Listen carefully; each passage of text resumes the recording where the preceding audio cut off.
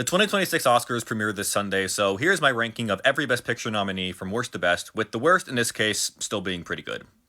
Its narrative can be a little uneven, but elevated by a great Timothée Chalamet performance, this is an intriguing and anxiety ridden story that explores an ambitious yet ultimately self destructive character.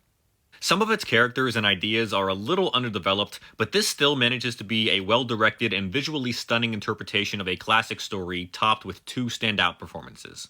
I am far from a big racing fan, but this was still very enjoyable due to not just the exciting racing sequences, but also its plot and mostly well developed characters. I thought I knew what to expect going into this, and I am so glad I was wrong. This film gets wilder the longer it goes on, and it is elevated by some great performances from Emma Stone and Jesse Plemons. This takes a little while to get going, and kinda to its detriment, but it makes up for it with a very compelling protagonist and a thrilling storyline, even if some of its ideas definitely went over my head. The ending feels a tad rushed, but this is still a film that masterfully blends horror and music while also exploring a number of interesting characters, all backed by one great performance after another.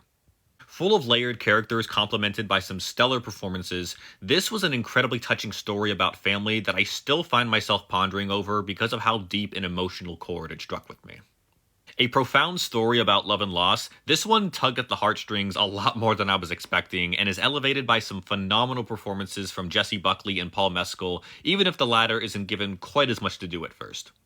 It's a much slower film than some might like, but that same pacing gives itself to what is a very meditative and heartbreaking look at the life of one man and features a career best performance from Joel Edgerton.